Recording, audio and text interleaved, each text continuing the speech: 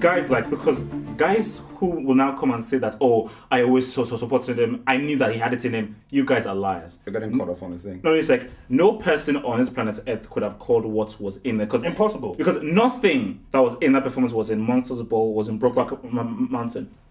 You know, nothing was in Brokeback Mountain. So I'm just saying, like, looking at that thing, like, especially that scene on the mob table, I was like, well, I just kind of said, what the hell is this?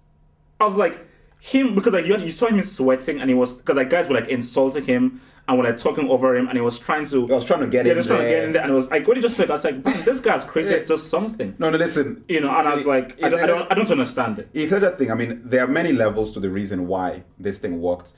We've talked about him, but I have to give a special commendation, and I think that this was actually a weakness of the script. His lines were amazing. Pretty much everything he said was good. He preached. You know, pretty much, and forget about even the fact that he was preaching. The things he was saying, every line was quality. You could quote everything he said in the whole film. So the screenwriter, Jonathan Nolan, has to be given credit. And Christopher Nolan for the lines and the scenarios that they created for him, and the makeup and the characterization, like the way he looked. Makeup was amazing. So obviously, it takes a great acting performance to use that to which is what he did. Have you heard the lines Bale had, the lines Anthony Hopkins had? It takes a great acting performance to use that and to create what he did create. But I believe that those things did what they did. For me, the thing that got me about the Joker, and this is it, and this actually plays directly into Batman. What Joker did, and the success with the directing and the acting that Heath Ledger put on the table, is that I genuinely felt uncomfortable every time he was in the film.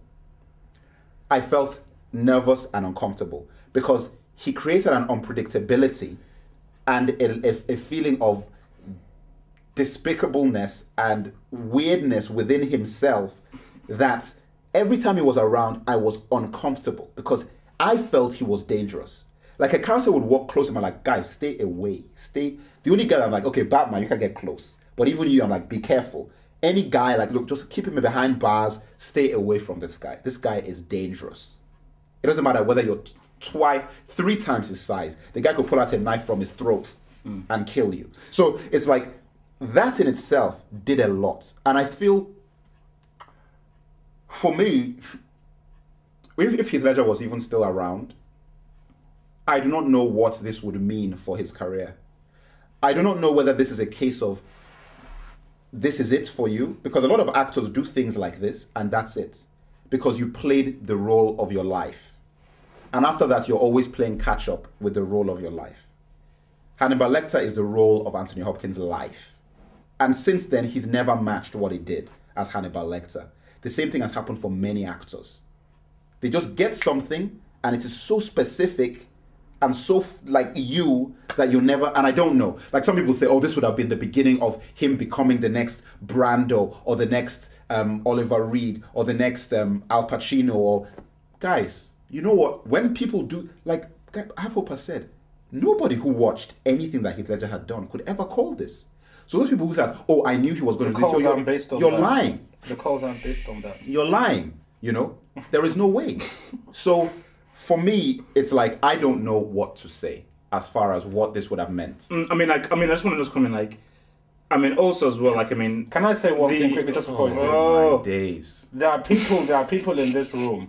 No, okay, forget it. No. I'm trying to make myself feel good. Move on. No, listen. I'm trying to make myself feel good. Move on. Yeah, listen, a year ago. Yeah. Listen, guys. No, it wasn't said, and that's a guys, lie. That's a people, as well, I think, like, hazy memories. A lot of people like to say about, like, the darkness of the role could have killed Heath Ledger and everything like that. But after seeing the film, this is a guy who had a lot of fun. He had a lot of fun. He enjoyed it immensely. This is like, it's obvious. It wasn't like a dark, sick thing like Henry, Portrait of a Killer. Because that film was, Henry was, that's a very significant. I don't know how he's still alive after that film. But, like, it's not joking, like, you can tell, like, this guy really, and this is something that a guy would have enjoyed. And he even said that this is probably the most fun that he'll ever gonna have. And looking at that, the guy just had so much fun. Because, like, the guy was so dynamic.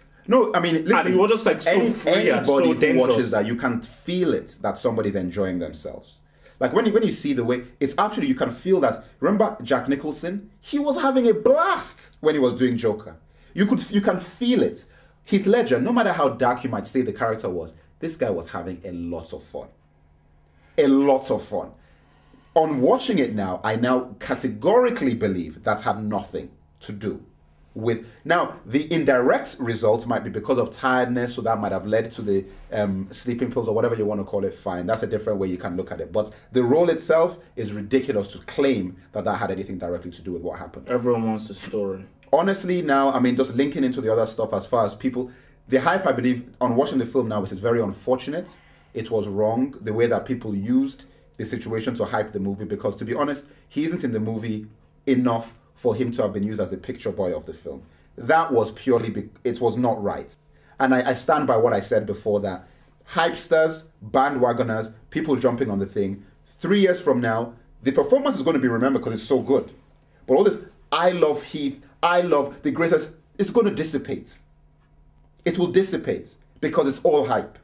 And I believe that it's wrong. Terry Gilliam came out and said the same thing. It's scandalous. Because Terry Gilliam was a friend of the guy. And he said, you know what Warner Brothers and everybody has done with the hype and using it for the marketing is not right. Especially based on what has happened.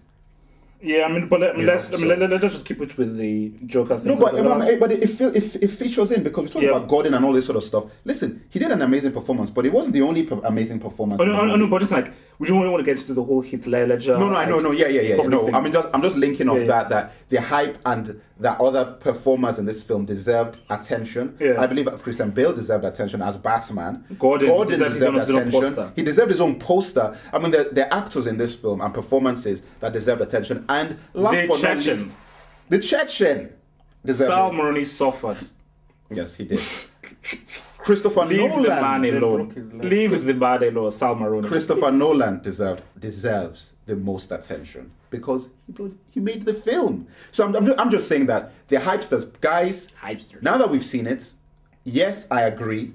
Now that I've seen this thing, that yes, Oscar nomination, and unless somebody comes out with a smacker in the next 6 months, he's going to win it. As of now, he's won. So, Best supporting actor is won. Somebody's going to come in with something. There's no point. All right, I mean, yeah, just to close, listen, man, I don't know how the heck he did it, but this guy puts down... No, we haven't even finished. We haven't finished. No, it's not over yet. Now, guys, we're talking about comparisons between this Joker and Jack Nicholson's Joker. Jack Nicholson's Joker had to be killed. He was too mad. Guys, I don't believe you can compare it to Jack Nicholson's Joker because let me tell you one simple thing. Jack Nicholson is a phenomenal actor. Now, he's not a good actor. He's phenomenal. Go back to what Jack Nicholson was doing in his youth. Now, I'll tell you one guarantee, and I'm going to put a stamp guarantee seal of approval on this statement. Give Jack Nicholson the same kind of movie that Heath Ledger was just in and see what Jack Nicholson would do in his prime with a role like that. So it is not...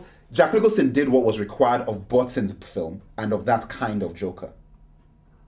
What Heath Ledger has done has proved to me and to everybody that he was a great actor.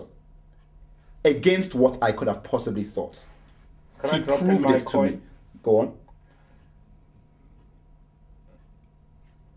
I had to make a link. Now, the call I made on Ledger... You didn't make a call, but I mean, you know what? If you want to say that you did, fine.